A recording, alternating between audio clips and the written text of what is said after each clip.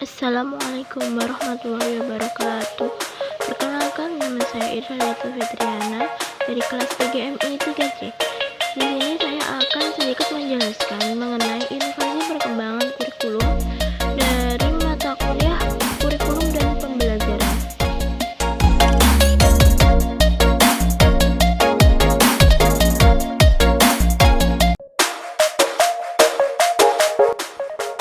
Ini adalah pembahasan yang akan saya bahas pada video kali ini. Yang pertama adalah program belajar jarak jauh MBS, pembelajaran kontekstual. Yang kedua adalah esensi inovasi, saluran komunikasi, faktor waktu, sistem sosial. Dan yang ketiga adalah memiliki tujuan yang jelas, relevan dengan kebutuhan, dan dilakukan secara sistematis.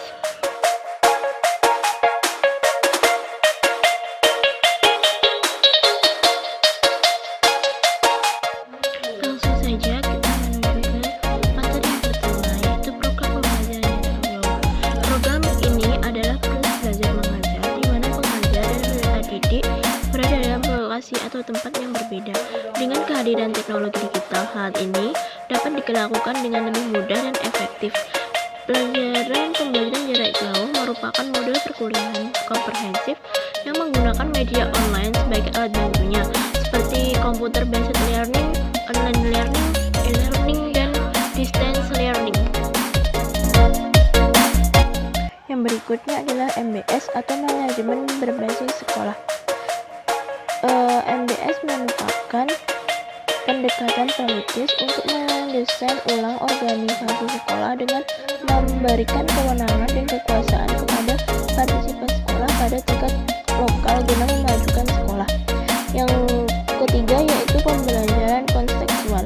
Pembelajaran kontekstual juga dapat diartikan sebagai konsep belajar yang dapat membantu pendidik dan peserta didik dalam memahami lebih dalam materi yang diajarkan dan mengaitkannya dalam kegiatan sehari-hari, sehingga peserta didik mampu menerapkan hasil belajarnya dengan baik. Yang kedua adalah esensi inovasi. Inovasi dalam pembelajaran adalah proses menciptakan cara baru atau metode yang lebih efektif untuk mengajar dan membantu siswa belajar. Esensi inovasi dalam pembelajaran adalah untuk meningkatkan efektivitas dan efisiensi proses belajar mengajar dengan mengadaptasi teknologi yang terbaru. Berikutnya adalah saluran komunikasi.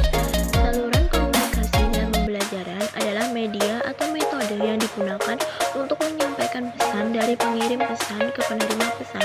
Saluran komunikasi yang efektif sangat penting dalam pembelajaran untuk mencapai tujuan pembelajaran secara efektif dan efisien. Yang berikutnya adalah faktor waktu dan sistem sosial. Dalam pengembangan kurikulum, waktu menjadi faktor penting karena perubahan dalam pendidikan terus dilakukan, bahkan mempertahankan inovasi pendidikan yang tidak populer sesuai akan kebutuhan zaman. Oleh karena itu, pengembangan kurikulum harus diubah sesuai dengan perkembangan zaman dan kemajuan sarana teknologi. Penggunaan durasi waktu juga menjadi suatu sistem sosial yang memperlihatkan faktor waktu sebagai ciri dominan atau suatu inovasi pendidikan. Sistem sosial.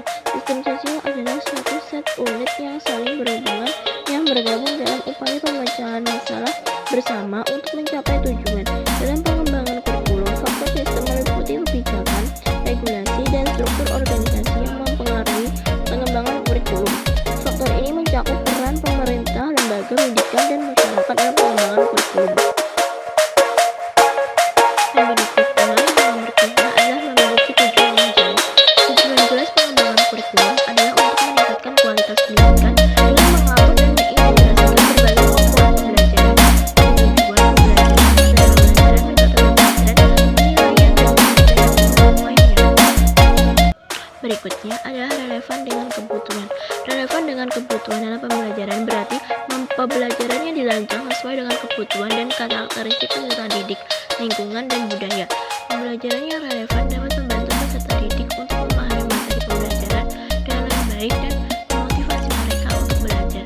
Prinsip relevansi dalam pengembangan kurikulum juga sangat penting untuk mencapai tujuan pembelajaran secara efektif dan efisien. Dan yang terakhir adalah dilakukan secara sistematis. Pembelajaran yang dilakukan secara sistematis adalah pembelajaran yang dilaksanakan melalui tahap demi tahap secara terstruktur dan terancana. Pembelajaran yang dilakukan secara sistematis dapat membantu guru untuk mempersiapkan dan menentukan tindakan apa yang akan dilakukan saat proses pembelajaran berlangsung agar proses pembelajaran dapat berlangsung secara efektif. Selain itu, pembelajaran yang dilakukan secara sistematis juga dapat membantu peserta didik untuk memahami materi pembelajaran dengan lebih baik dan memotivasi mereka